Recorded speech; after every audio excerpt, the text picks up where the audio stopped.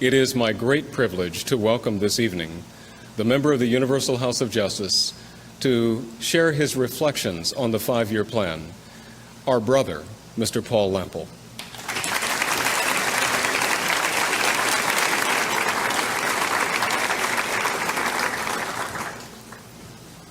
Thank you very much, friends, for that warm welcome.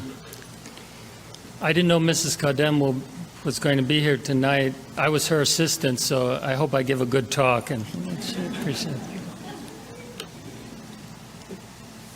It's really a joy for me to be able to come back to this place where many years ago I became a Baha'i.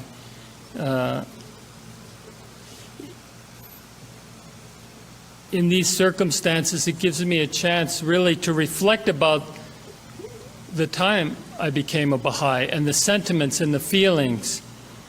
And I think that it's a good thing that we should all do that from time to time. Because what happens is we get caught up in the various activities that we're engaged in as Baha'is, the different meetings, the different efforts for organization, the various activities. And sometimes we can disassociate ourselves, even though we're praying, even though we're reading the writings regularly, even though we're making efforts to teach and so on. But all of that activity can somehow take us to some degree apart from those profound feelings and emotions that we had when we became a Baha'i. To recall the sense of the discovery for the first time, understanding who Baha'u'llah really is. To recall the sense of the possibility, what the world could be like if Baha'u'llah's teachings were put into effect and transform it. To make a world like he described, one free of prejudice, free of extremes of wealth and poverty, where justice prevailed, where people were unified, where the oneness of humanity was reflected in the individual and collective life of humanity. The sense of humility and love and profound gratitude that one has to Baha'u'llah for, in a sense, awakening the soul, quickening the soul, and awakening the soul, your own soul, to that new reality. I also remember the sense of the possibilities for service. Even before I was a Baha'i, I went to Green Lake, and Hand of the Cause of God, William Sears was one of the speakers there. And he was talking about teaching the faith. It was near the end of the first 5-year plan. And he was talking about teaching the faith. And I had the feeling that, yes, I can teach this religion. And then I had to realize, oh, but wait a minute, I'm an atheist. What am I talking about? Now, he was a good speaker.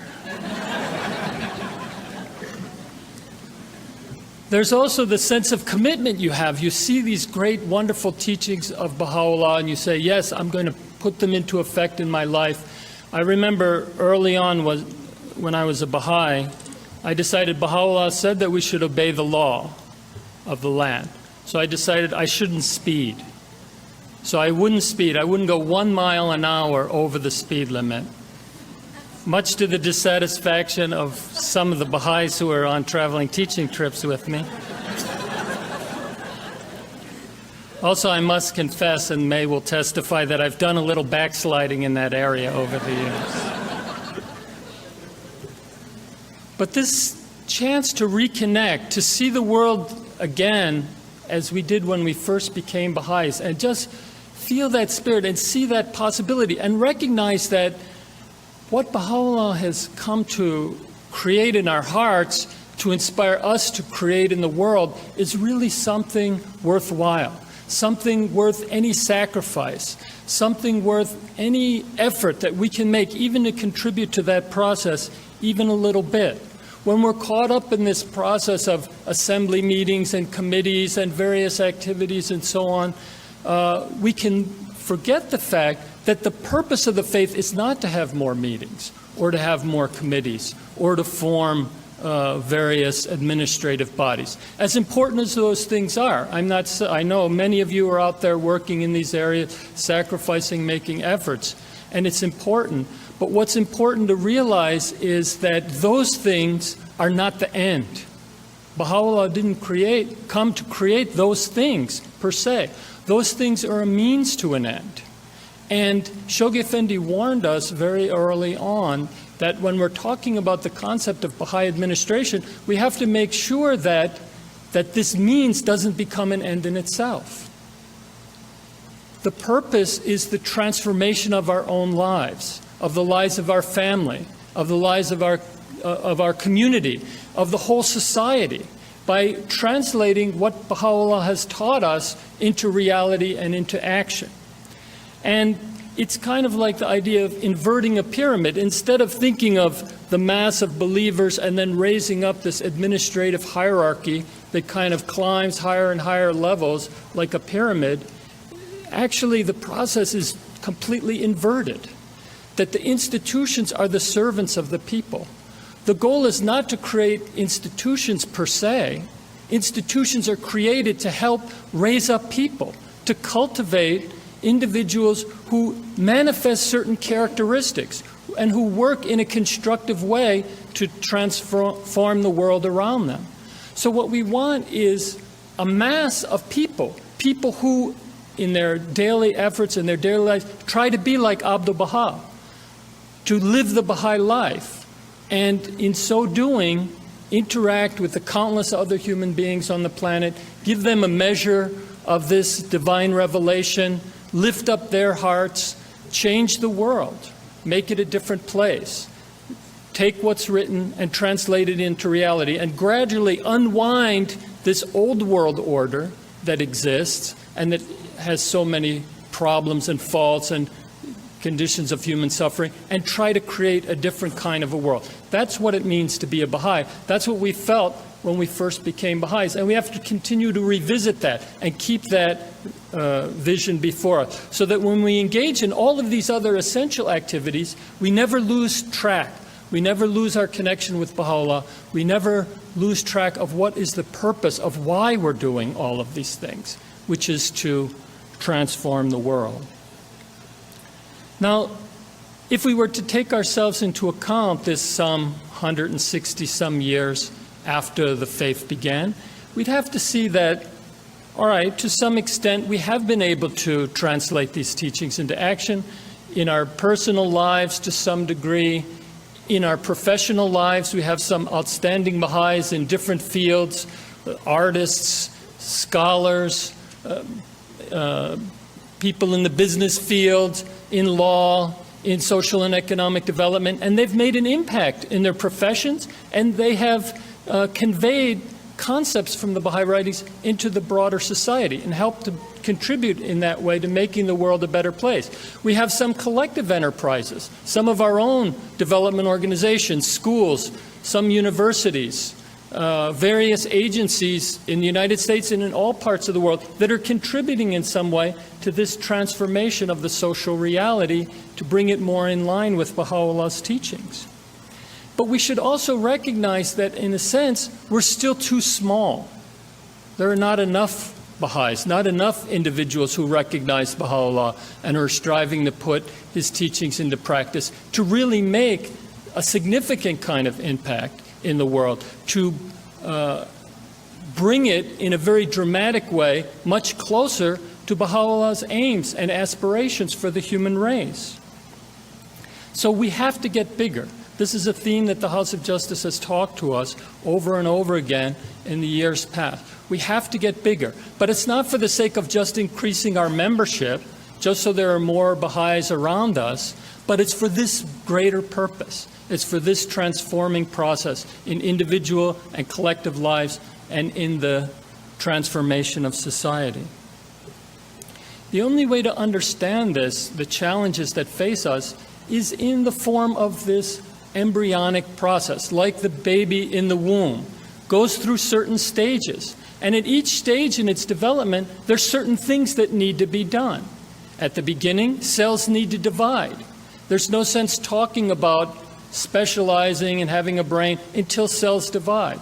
There's a period of time when the human body, when the embryo is developing the brain, and the mother needs protein. And if the mother isn't getting that, then it doesn't matter how intelligent the embryo is supposed to be according to the genetic code, if the building blocks of the proteins are not there, that potentiality won't be realized.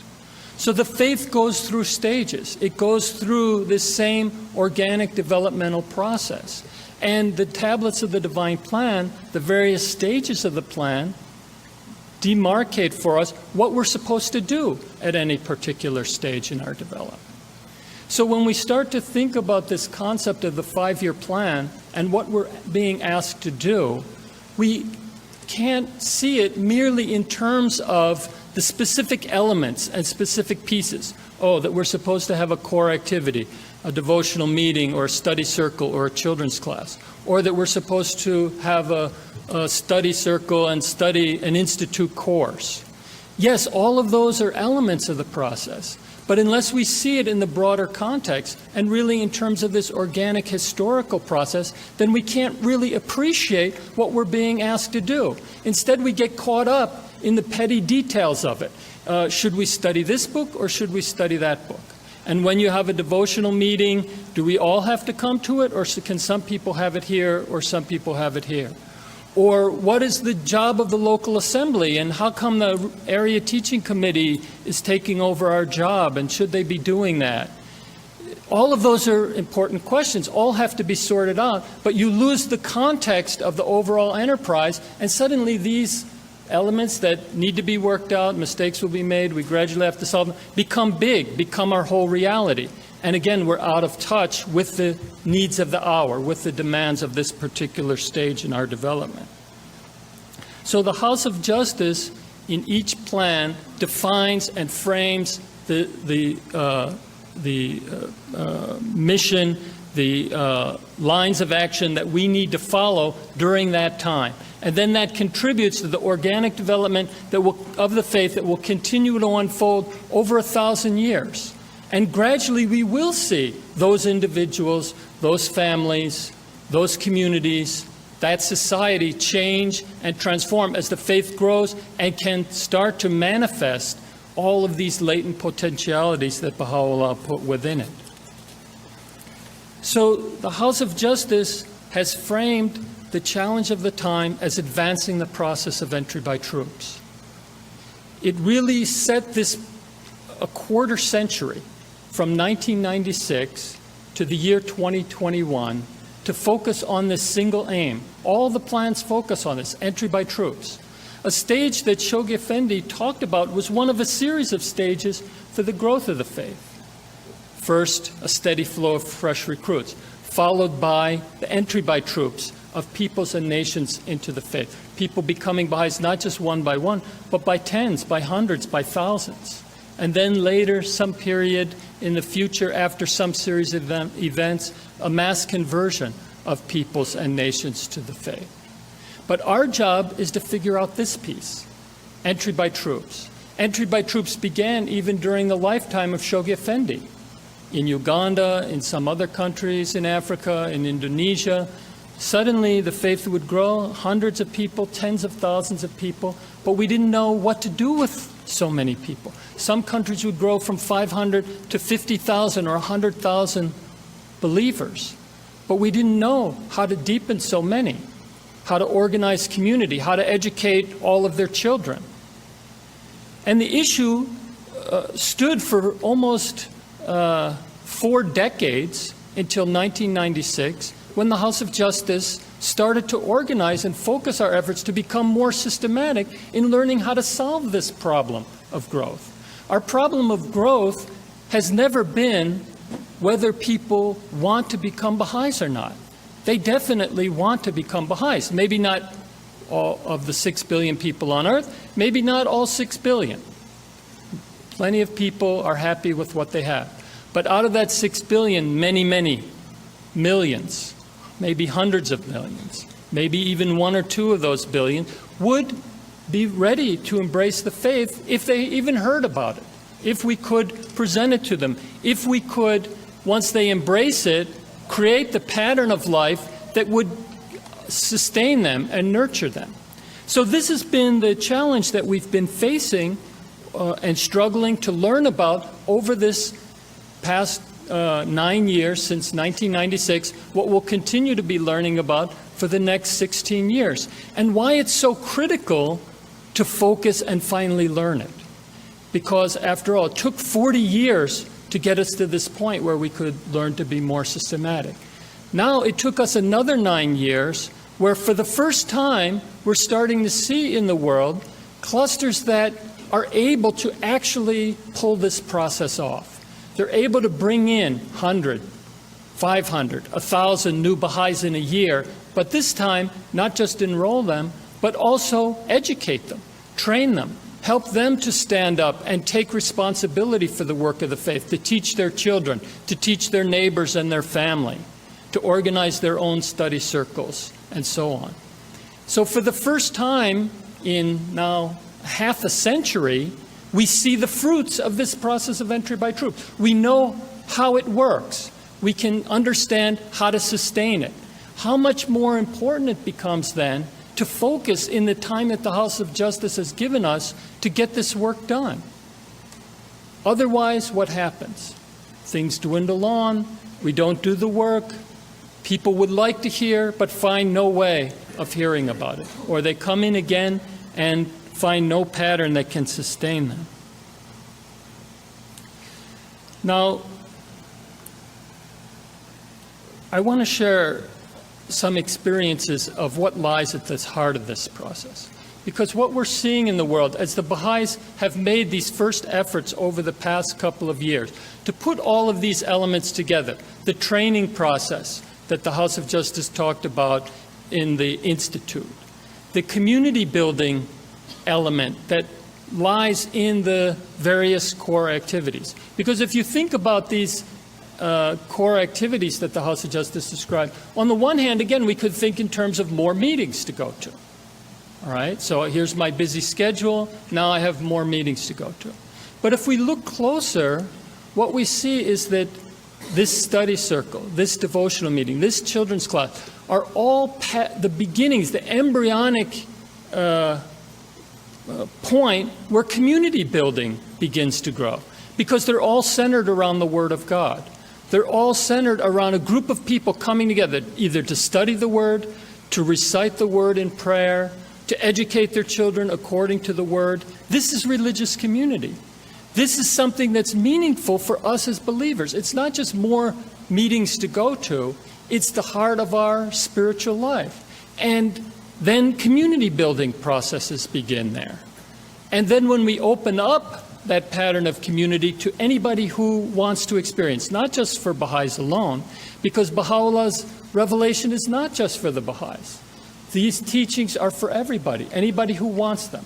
And so now we have a vehicle, we have an environment where people can come and draw out of the Baha'i experience whatever they want.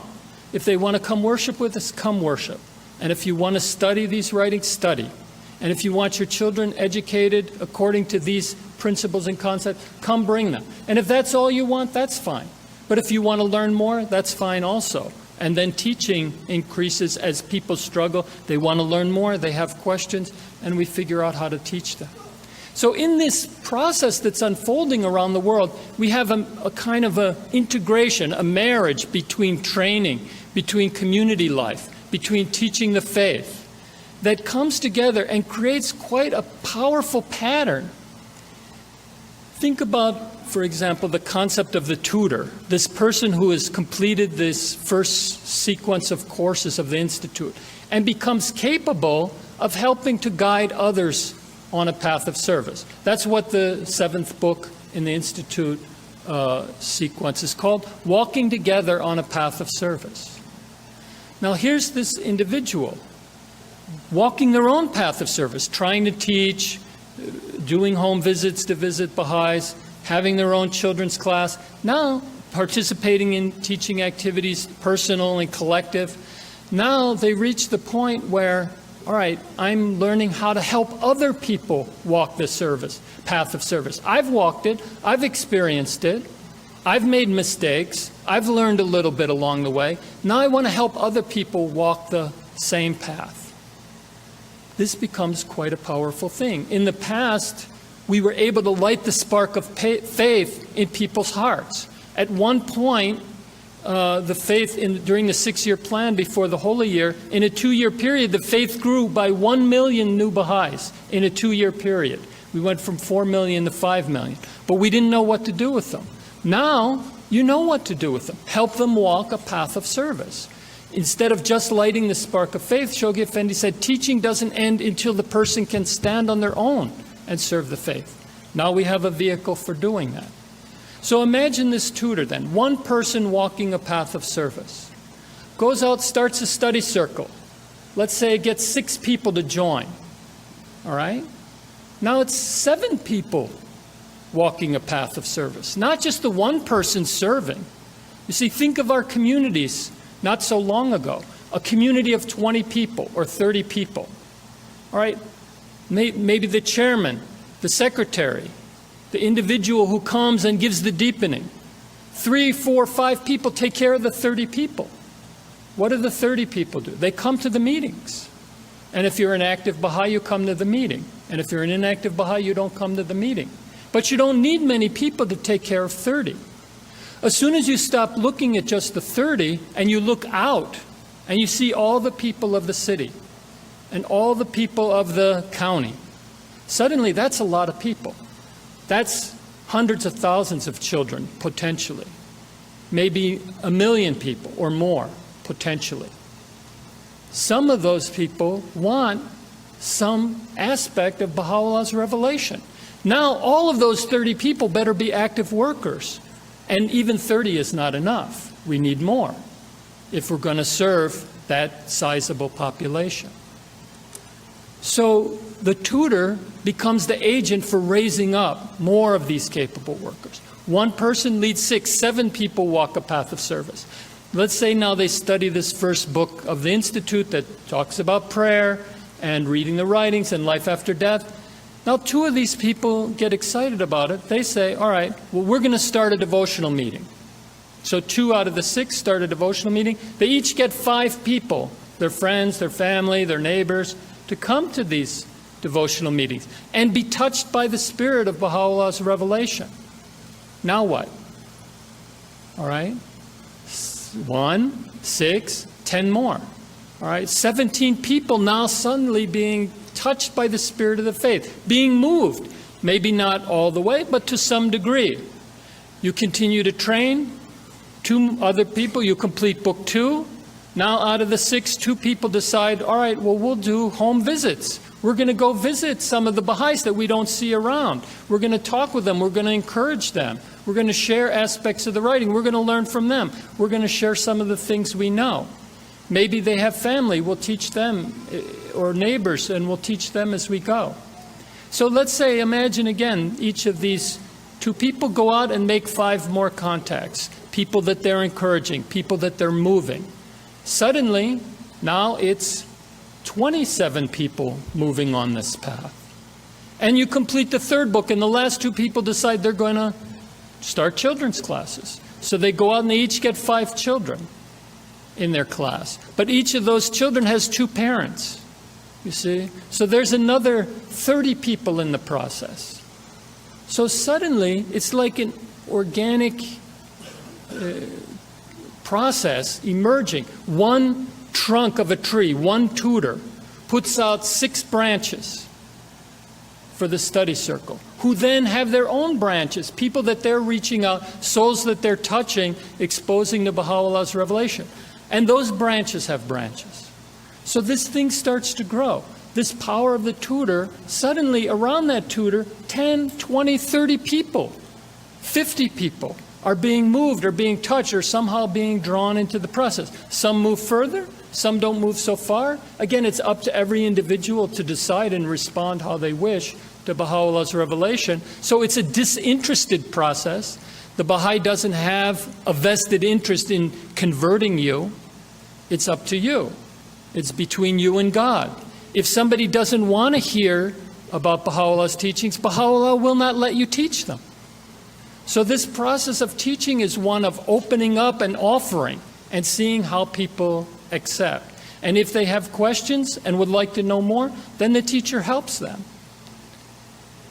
Now, in this movement that we're seeing worldwide, In neighborhoods all over the world, this process is growing. In one cluster in India, there was a family that moved in, and they had a tutor in the family. They just started this process. One cluster where there were no Baha'is, a D cluster, no Baha'is in the cluster. In January 2003, they started this process there. They tried to invite the adults. They weren't interested. They started a children's class. The children came. When the parents saw the change in their children, well, then they were interested. Then they came as well. In a 2-year period, they went from no Baha'is to something like 250 Baha'is in that cluster, in 9 different villages, with 60 people in the institute process in a 2-year period, 10 who had completed the entire sequence. Of course, that's India, so anything can happen in India, right? But in a cluster in Taiwan, individuals did the same thing. Taiwan is much like teaching the faith here. It's not so easy. The communities are fairly small. The people struggle. There was one counselor who visited one community where they saw this same process at work. It was a Baha'i community of 9 people. One of the people became a tutor and started this process. And when the counselor came and started talking to the members of the community, and particularly to this tutor, it came out that, well, this tutor had started the study circle, invited people. And they could almost draw this little tree and all the branches and all the people who were coming to things. Some who had become Baha'is, some who were not Baha'is, but were coming because they got something out of the process. And soon they saw it was like about 40 people in this little network that had grown. Well, now look at this experience. 40 people in this network, only 9 in this Baha'i community. So the counselor started talking, now how is this going to happen? Are these 40 going to come into these 9? Or do these 9 join this 40? Or do these 9 duplicate the experience of this one tutor? So that suddenly there's 9 networks of 20, 30, 40 people. And the friend said, well, you know, we'll lose our intimacy if we don't all come together every time for a meeting. What intimacy is lost? They asked this person, with these 40 people you interact with, do you have intimacy? Yes. We love one another, we're always with one another, we care about our children, we're visiting our homes. More intimacy than ever. Sometimes we put in place certain patterns, certain habits of action that effectively keep us small. So we have one devotional meeting where everybody across the town comes to the one devotional meeting, even though it takes an hour maybe to get through all the traffic and so on. Finally, some people decide not to come. But will I be able to bring my friend, my neighbor? No. So we stay at 9. If we branch out this way, 9 times 4, we have 360. So all over the world, we're starting to see this as the result of the Institute process. This marriage between the Institute, between community building, between teaching. These little trees growing all over. And what happens then when these people who are the first branches complete the whole sequence, they become tutors themselves. It's like the fruit ripening on the tree, falling off and grows another tree. So soon the tree is surrounded, soon the tree becomes a forest. Now, if we look at that on a global scale, you saw the Rizvan message, the statistics the House of Justice gave. We have about 20,000 people who have completed Book 7, who have reached this point of becoming this tutor, capable of walking this path of service and guiding other people on the path of service. Now, there are 200,000 people who have completed at least the first book. There are 100,000 children and junior youth in more than 10,000 children's classes. There are more than 100,000 people coming to 15,000 devotional meetings worldwide. So just like we saw, one person moves maybe 20, 30 people along this path, 20,000 people move something like 300,000 or 400,000 people along this path. And out of those, something like 100,000 are not yet Baha'is. What if the number becomes 40,000 tutors? What if it becomes 80,000 tutors? Now you're talking about moving 1 million people along this path. And this is the inevitable fruit of this process. It's what's possible for every Baha'i in whatever cluster they live in. Even if you have no other Baha'is in your cluster, even though people are not as receptive as they are in India, you can start to grow this network. So your cluster grows stronger. You have more contacts. You're able to multiply your activities. You're able to train more people. And then you reach this critical mass of capacity where you're able to establish these intensive programs of growth. So what is an individual process grows to a kind of a critical mass and then becomes something much more profound in an intensive program of growth. Now, I know you've looked at the things from the Teaching Center, the guidance from the National Assembly and the Teaching Committee. Already in the United States, you have 28 clusters, most of whom who have established their intensive program of growth and initiated the process. The aim is to have maybe as many as 60 as a result of the last Pensacola meeting, maybe as many as 60 of these clusters reach this level just by the end of the plan. So the process is well underway here, but we don't all understand it. We're not all in one of these 20 clusters. There are 1,000 clusters in the United States, so most likely you're not in one of these advanced clusters. You're not in the 2%, you're in the 98%. But even in this area, you have one of these clusters. And yes, you see mistakes are made, there are problems, there are struggles, but that's an inevitable part of the process. There's no way to avoid it. But what begins is a focused period of activity, a cycle lasting 3, 4, 6 months that has a number of distinct phases in it. There's a planning phase where the institutions consult, where they look at the human resources that they have, where they decide what kind of activities they can multiply, how they can reach out most effectively to people. In this context, we have two experiences in the Baha'i world. The places where it's very easy to teach and the places where it's a little bit more challenging to teach. In the places where it's easy to teach, people are literally lined up to become Baha'is. There's not enough teachers. There's not enough tutors. There's not enough children's class teachers. So the challenge in those clusters is to develop more human resources. And they can literally calculate at the beginning of one of these cycles, how many workers do we have? And how many places can we make for the people who want to join us to join us? So in one cluster in Kenya, they calculated that they could have 100 new people in their various activities. So they organized a 2-week teaching campaign. After their planning phase, they launched the second phase of teaching. After the first week, more than 100 people became Baha'is. So they stopped the teaching. No sense bringing more people that you couldn't follow up with. And they moved to the third phase, which was the consolidation phase, where all of these contacts, all of these seekers are moved into core activities, firesides, other activities, so that expansion and consolidation can then go hand in hand in a seamless way. What we're seeing then in these intensive programs of growth is rather than a gradualist process of teaching and growth, one by one by one, suddenly, because you're focusing the energies of a critical mass of people, maybe 50, in some of these clusters, more than 100 people are engaged in teaching teams and home visit teams. Thank you. So in these places, what you're seeing is a focus of all of these individual powers by the institutions. So it's like light being focused to become a laser beam. It becomes much more powerful. So the gradualist process of growth is suddenly jumping to another level. In one cluster, we have one cluster in the world, the Maroon cluster in Mongolia, that has completed now 4 cycles, or it's about to complete its 4th cycle. It means every 3 months for the past year, they've organized this pattern of activity. Planning, a teaching phase, followed by a consolidation phase. What's been the result?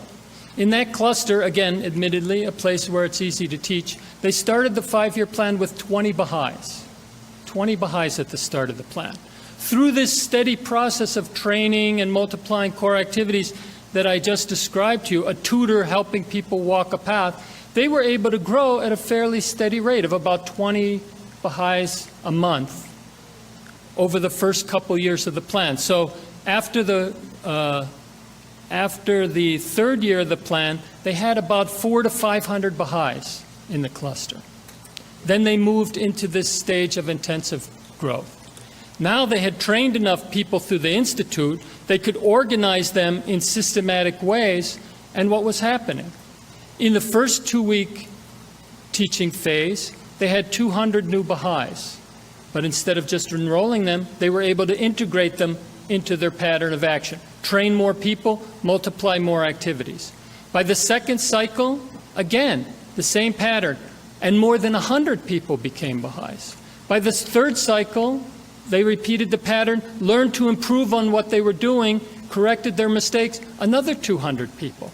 So in about 9 months, they were able to do what they had achieved in the first 3 years of the plan in just 9 months' time. Now they have more than 100 people who have completed the entire sequence of courses. So more than 100 people who are active tutors, 500 people who are in the Institute process in this cluster. There's only 30,000 people in the cluster, and the Baha'i population has now passed more than 1,000. So more than 3% of that cluster is now Baha'i. And people are ready to become Baha'is. They're waiting. In one cluster in Ethiopia, they calculate that for every person that they can actually bring in this process, there are 2 or 3 more who are thinking of themselves as Baha'is that they just can't get to. So they look at what the Baha'is are doing and they organize their own devotional meeting. They're just imitating because there's no Baha'i who can come around and train them. So the people of the world are ready. Now it's we who are finally becoming ready for them. Now again, that's India, that's Mongolia. But what about where I live? Back when the 4-year plan began, the House of Justice wrote messages to different parts of the world. If you remember, there were 11 different messages launched the plan, 8 different messages were sent to different regions of the world. One of those regions was Europe. And the House of Justice said that they wrote to the Baha'is in Europe, the central aim of the 4-year plan, a significant advance in the process of entry by troops, is of a special significance for Europe. You should have no misgivings. It is a process that can advance in all parts of Europe, in the West as well as in the East. So even in Western Europe, the House of Justice said, this process could advance. Well, a few months ago, in Manchester and in London, in the UK, the first 2 intensive programs of growth were launched in Western Europe, surpassing even Eastern Europe. They launched before clusters in Eastern Europe launched. Now, friends, if they can do it in Western Europe, then nobody else has an excuse anymore. And what they're finding, again, that this process, it doesn't work the same everywhere. It's not a recipe. We're not talking about a cookbook, like you put in eggs, flour, and out comes a cake. These concepts of core activities, institute process, teaching the faith, are different in different clusters. Because people are different. The Baha'is are different. The nature of the population that you're trying to reach is different. So what it takes is a lot of thought and effort to learn how to make this apply where I live. It can't be the same as it is in Mongolia or even in London. It has to be what's right for here on the North Shore in Illinois. And I have to see what people are receptive to. What's a devotional meeting? It means one thing to a population in London. It means something else to a population in a village in Africa. In one place, the Baha'is I can't remember which country it was. I think, again, it might have been Kenya. But here, or no, it was the Democratic Republic of Congo. Here, the Baha'is couldn't organize a devotional meeting and get anybody to come to it. people went to their own church. They weren't interested in coming to the Baha'i devotional meeting. So when one counselor was traveling through, they asked, well, when do people pray? They pray when a baby's born.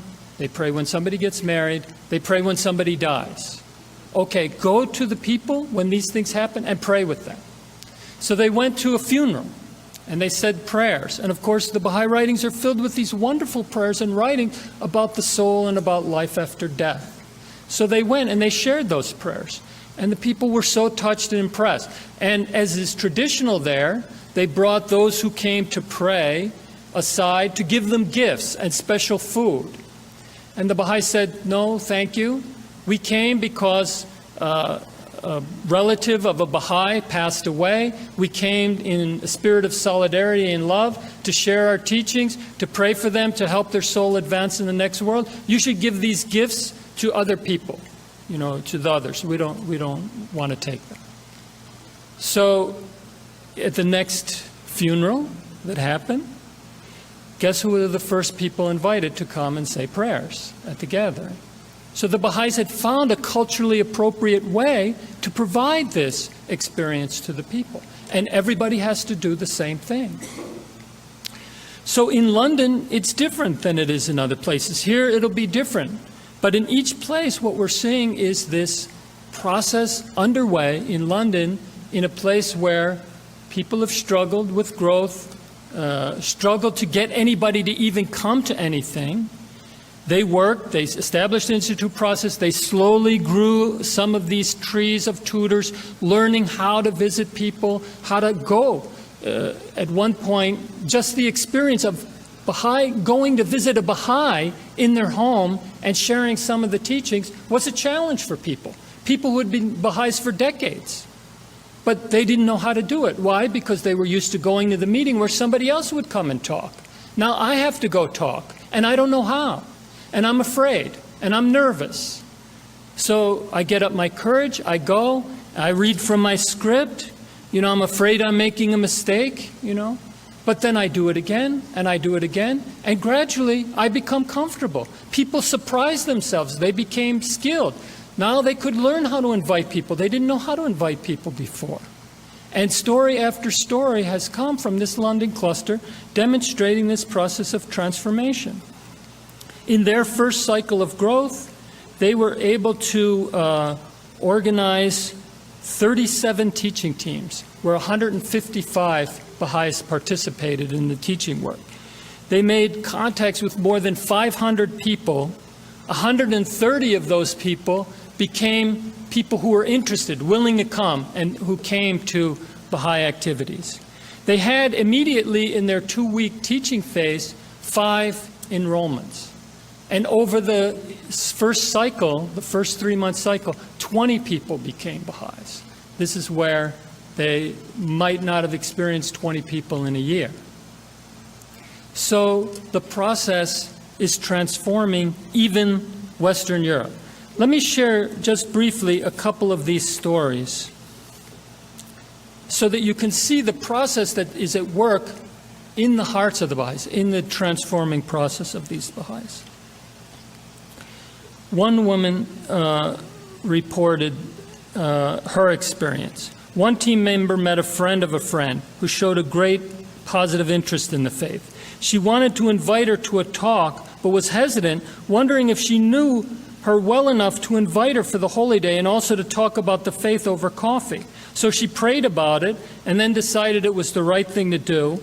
And she did invite the lady by email. As soon as she sent off that email, she felt scared. Uh-oh, am I pressuring her? But then off came a letter, a lovely reply thanking her for a warm invitation. Another woman who participated in one of the intensive programs in the second week. She was busy the first week. She couldn't participate. So she participated in the second week. She made 3 home visits. One to a yoga teacher who had brought 8 people to her devotional meeting before. Another to a Sri Lankan family who had Baha'i relatives back in Sri Lanka but were there in London. She shared prayers with them, with other mothers, and invited them to a devotional meeting.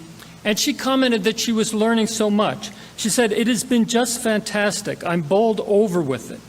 She made flyers to explain what Book 1 was. She then distributed those to the mothers. She said this really took courage. She was so anxious that she didn't sleep the whole night because she was afraid that somehow she would be offending people or she didn't know how to do it. But she did it, and the response was warm. People wanted it. They loved it, and they wanted to come. Another woman, her husband had just become a Baha'i 1 month earlier. Now she, her husband, and a youth were doing a home visit to the youth's home and sharing some of the aspects of the faith. My husband and one of the youth in this family did their practical part of Book 2 to share some of the teachings with the parents. And when they finished, in a very cool manner, the youth said, "And now I want to become a Baha'i." And the woman said, "Are you sure?" Later, her tutor told her, "Never ask that question again." He confirmed his reply. He wants to join the community, so they held a big welcoming party for him. Finally, there's one story. A woman met with a friend of hers. My friend and I got together after the first session of Book 1 study circle. She had some questions and we consulted about them. She seemed to be trying to articulate a question. I tried to help her share it. She said, "What makes us different? How is it that you are a Baha'i and I'm not a Baha'i? What is the difference between you and me?" I said, "I understood that a Baha'i is someone who accepts that Baha'u'llah has God's message for today, and that being a Baha'i is a realization that comes to our heart. At some point, we realize that we believe." She said, "But I do believe that. I realized it almost the first time we spoke of it together." So these stories are showing us Baha'is learning to overcome their fears, to put this into action, to seeing that after all, people do want it, and to create the opportunities to share it with those who are receptive, with those who want. And oftentimes those people spontaneously embrace the faith because they're doing the things Baha'is do, and they're touched by the Word of God. And it's mostly us that have to make a place to allow them to become Baha'is, to recognize that they want to be, to become agents in this process of moving people along this spiritual path. These are some of the quick comments of people. I really feel it will be easy to maintain a higher level of teaching after this 2 weeks. I learned that when I invite people and they don't accept, the world is not ended, and they're still my friends. I spoke to a girl at college about the faith. She said, "Stop. My friend needs to hear this too," and she ran and got her friend. Another person said, "It proves that when you act, you really get results. It feels so organic. It's become so normal to share prayers with friends. It's very powerful and uplifting, and I no longer feel self-conscious or apologetic about offering to share a prayer. We had dinner with a university friend and shared a prayer. It affected him deeply. Now he's attending our regular devotional meeting. The barriers were all within us. All we had to do was overcome our fear. I can see the long-term effect. Teaching is going to become the dominating passion of our lives." These are the testimony, not of the Baha'is of India or the Baha'is of Mongolia, the Baha'is of Western Europe. They're finding that they can do it, and that they can make the effort, and they can overcome these internal obstacles, and that when they do, the people of the world are receptive. And again, there are plenty who aren't. And out of the 6 billion people, maybe 5 billion are not wanting to come to these activities. But we have to not focus on the 5 billion who don't want to come and focus on the 1 billion who maybe do want to come. In the United States, 300 million people. What percentage are willing to come? Those are the ones that we're looking for.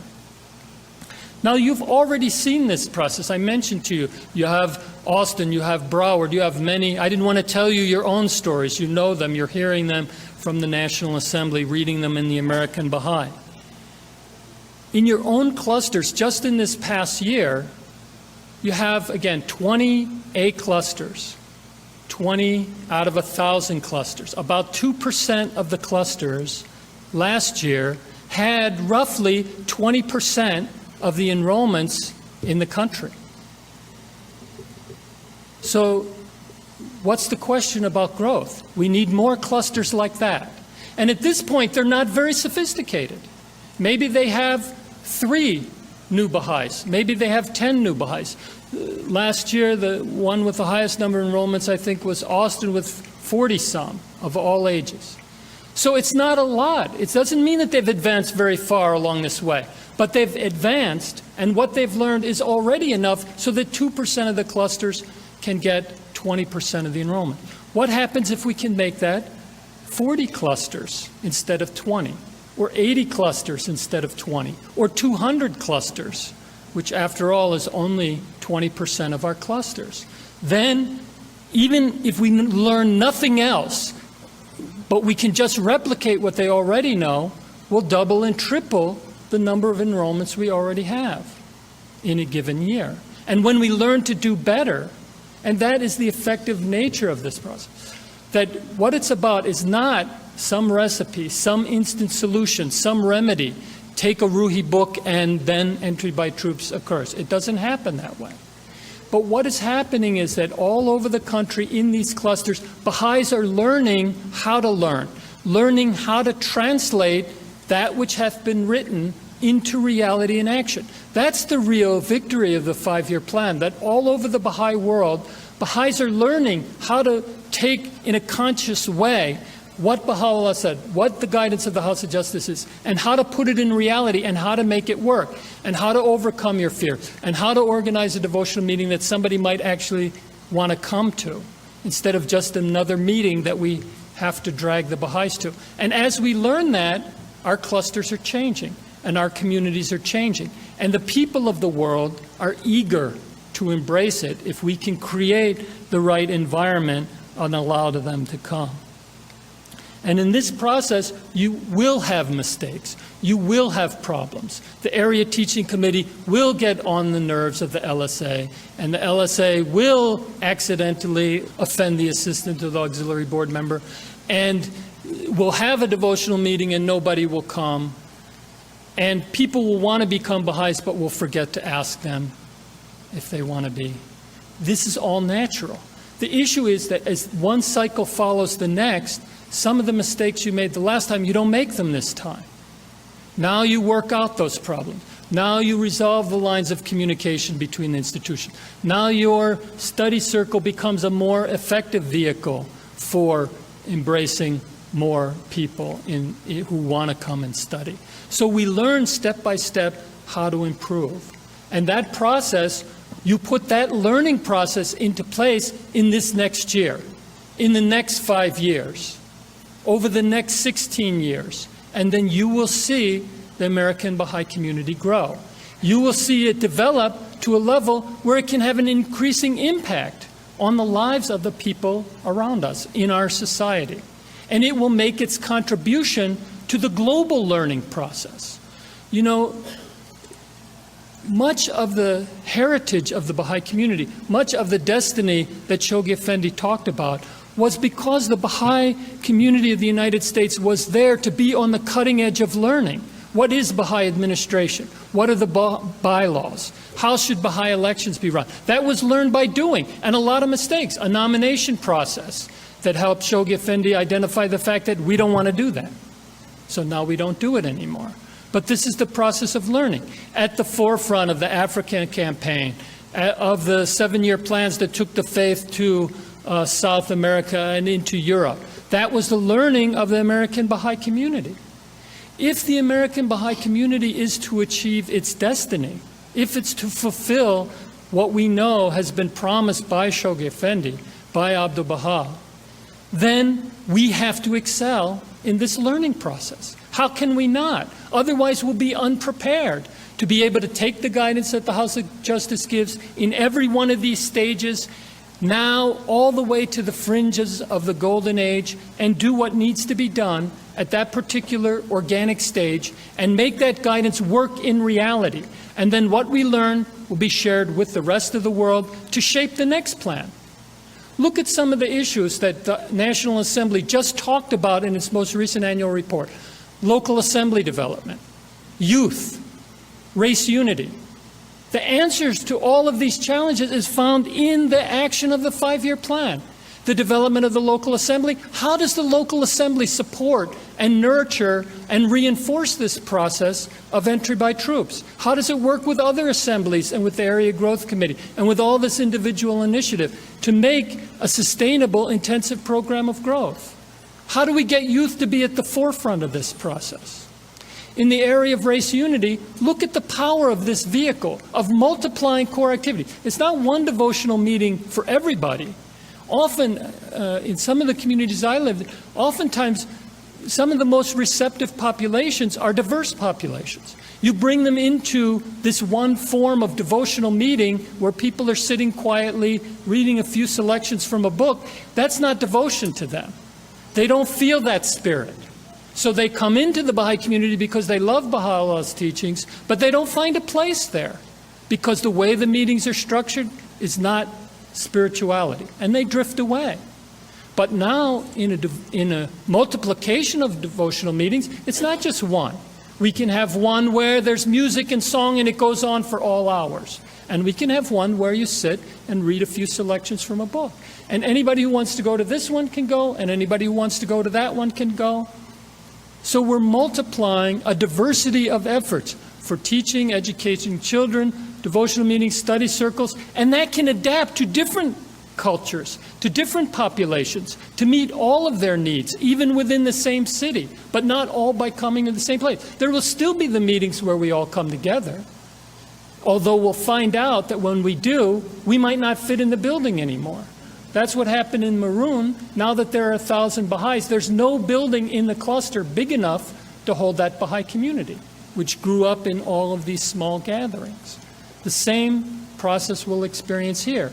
But this allows us to really solve the problem of race unity. Now it's not just a matter of parades, walks, flyers, courses where we come together, all of which are good and all of which are essential. But now it's going to somebody's home and talking to them there and really getting to know them and learning from them and talking with them and getting to know their family in this intimate bond of this interconnected activity of community building and training and teaching the faith.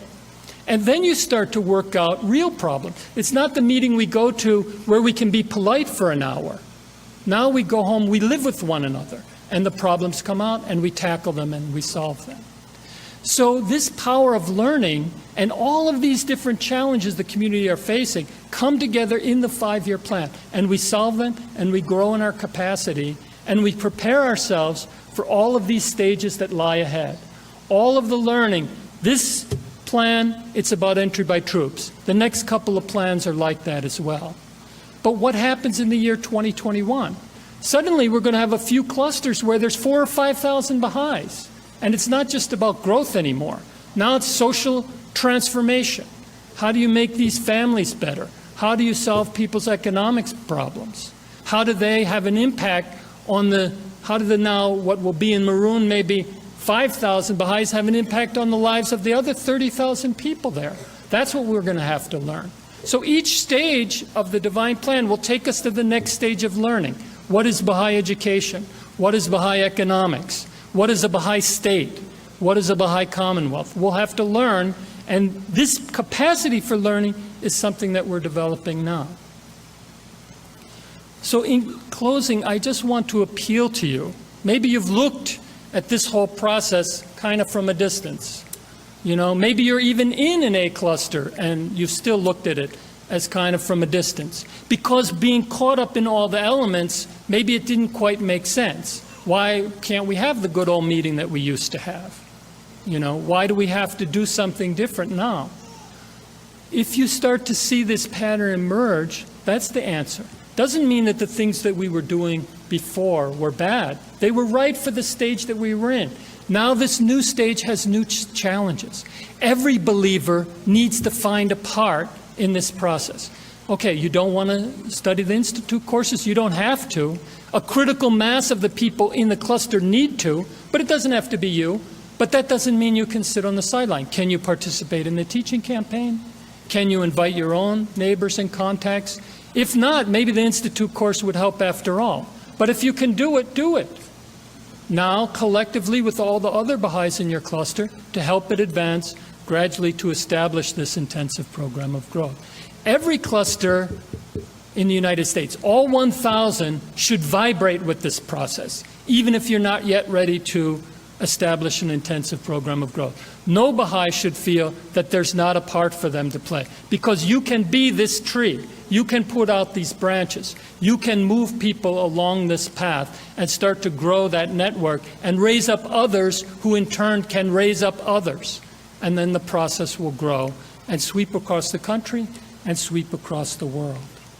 And it's my particular hope that here, kind of my Baha'i birthplace, I hope that we'll hear news of this process accelerating in this area. Thank you very much, friends.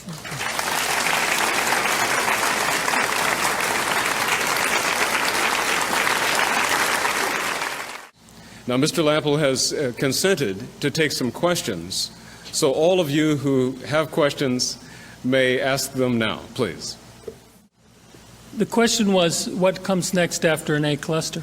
If you recall from the 9 January 2001 message of the Universal House of Justice that launched the 5-year plan, they talked about the idea of an intensive program of growth. That was really the point. But they said don't rush into it, that there are certain kinds of prerequisites. So this idea of clusters advancing D, C, B, A, and so on, was a way of diagnosing where is our cluster, what kind of capacities do we have, what needs do we have, so that we could get to the point where we could launch an intensive program of growth. So in a certain sense, an A cluster, as I said before when I visited, it's like the starting line of the race. It's not the finish line. So just to get to A is the beginning of the process. Now we learn how to have an intensive program of growth. And then it's step by step. Again, it's not that once you have an A cluster, now you're looking for 500 new Baha'is. No, you learn incrementally. If you had 1 new Baha'i last year, then maybe this year you can learn how to get 3. You see, we can imagine if we had 1, how to get 2. Do twice what we did last year, and then we'll have 2. Or maybe if we did so much work, we couldn't do twice as much, but do some of those things better, and then that'll lead to 2. So the learning, whether maybe we don't have anybody who wants to become a Baha'i in our community, but then we learn how to reach out and bring more people in. So every stage of the process, the training, the translating training into practical action, inviting people to come, learning how to teach more effectively. All of those are stages of learning. So in a sense, it's an infinite process then. Even in these clusters where now they have more than 1,000 people a year become Baha'is, they have to build their communities. They have to learn about social and economic development and so on. So it's just a matter of the path continuing. But in most of the places of the world, and I think you're going to see this carry forward into the next plan, what we did in this plan was learn to see in a few places this pattern. What we're going to have to do in the next plan is have this pattern, first of all, grow in those clusters, but then also spread to many, many more. If in this plan we maybe get 150 or so, we need 1,000 in the next plan. So this process of learning will be something that's with you for 1,000 years. So enough to keep all of us busy. This is a very good question. It's about what is being learned about the role of the local spiritual assembly in interacting with other institutions and supporting the intensive programs of growth. I think that at this point, I'm looking for you to give me the answer, honestly. Because what happens is, up to a point, what the World Center is saying is what we know and what we've seen in some places. Then the question becomes, all right, what does that look like? Now, a few things are known. One thing is, at least the local assembly should not obstruct the process. At a minimum, don't be a naysayer. So that's a beginning. local assemblies have a powerful influence on the Friends. If the local assembly is somehow disconcerted about the process, if they think there's a problem, the Friends, that's instantly communicated to the Friends. And so then they freeze. They're in doubt. They're not clear. So even if all the problems are not worked out, if the local assembly takes a proactive turn that, okay, we don't understand this, we see some problems, but we're for it. It's part of the plan. We're going to learn together. We're going to support the cluster in this process. That in itself has a profound effect. The second step is support. In other words, figure out how do we encourage at least the individuals to get involved, to participate in the Institute process, to be engaged in their own activities. We encourage them. We love them. We try to increase the number of our community members who are involved in the process. Maybe in many communities, the assembly members themselves are stepping forward and getting involved, leading by example in the process. That's another way. Both of these things I've said so far, though, are not about the collective, the institutional function of the assembly itself. The last part I think that we're learning is that local assemblies can take a piece of this cluster plan. In other words, should be something that's not much of a surprise. The World Center has the global plan. The National Assembly makes its plan for the country. It doesn't go off and make a separate plan. Its plan is a piece of the international plan. When the regional councils formulate the regional plan, it's not something other than the national plan. It's a piece of this national plan. And so the same way, when there's a cluster plan, the local assembly can look and say, well, what piece of this plan can we take part in? If the idea is to raise up 50 teaching teams, can we mobilize 5 of those teams in our community? If it's to find a receptive population, maybe we can go to the reflection meeting or approach the area growth committee and say, we have a receptive population over here on our college campus. So the assembly can see its role as a piece of this larger cluster process and take and be an active agent. Now, I think there's a lot more to learn from that. I think already some of the members of the National Assembly were sharing with me before some of the things that they're learning about this. So I think what we'll see is, since the Teaching Center talked in November about what was already apparent in a few of these clusters about the intensive program of growth, that threw open the door for learning about how assemblies are involved. 1 year later, 6 months from now, we'll have some lessons drawn from that. And some of those lessons might find their way into the next 5-year plan as being guidance that we can't give until we actually see it work. You see, if you ask the House of Justice, how's that supposed to work? It can't really tell you. It can tell you, just like at the beginning of the plan, it talked about an intensive program of growth, but it didn't describe what we were able to describe after the 4th year of the plan. The Baha'is learned what that was like. In Maroon and Baku and a few other clusters, they started the pattern and it was successful. So it became the pattern you could share with other places. I think what the American Baha'i community and what some of the other communities in the world are learning about the active involvement of assemblies in that process will write the next few paragraphs of the next plan when it comes to informing assemblies worldwide what they should be doing. The question was about how does the concept of pioneering, leaving your community, fit into this process of the plan. And I think that this is something that's been an aspect of all the plans and will continue, I think, into the foreseeable future. And obviously, Baha'u'llah, Abdu'l-Baha talked about the concept of arising, leaving your country, going to another place to pioneer. The American Baha'i community has long carried a substantial portion of these international pioneering goals. It does in this plan. There's an urgent need for pioneers. But where will those pioneers go? To other clusters in other parts of the world to do the same process. Some things about it will be different. Instead of going to the D cluster, maybe you'll pioneer to the A cluster, because the cutting edge of learning is an intensive program of growth. If you go, the pioneers should prepare themselves to be this tutor, to be this agent, to be this one who's knowledgeable through their own experience and their own training, to go participate in the same process in a different setting wherever they go? Well, I think 5 billion people have that, and 1 billion people don't. You have to find the 1 billion that don't. I mean, honestly speaking, if people are in a comfort zone, maybe you can open their heart, but maybe you can't. So again, we should look for the ones who are receptive to this process, and to whatever degree they are receptive. In other words, they might not want to become a Baha'i, but maybe they're moved by the Baha'i prayer and would like to come to a devotional meeting. That's good enough. In other words, create this environment, create a welcoming environment where people can feel the spirit of the faith. Look at those World Congress tapes. If you participated in the World Congress, think about how you felt there. Go back in your community and try and create that kind of feeling for people, and that will open their hearts. But the experience worldwide, even in Western Europe, is that there are people out there. We carried in our minds the fact that maybe they weren't. And a lot of the people maybe we ran into weren't. But there are also a lot out there who are. We have to find them. It might not be the people we immediately think.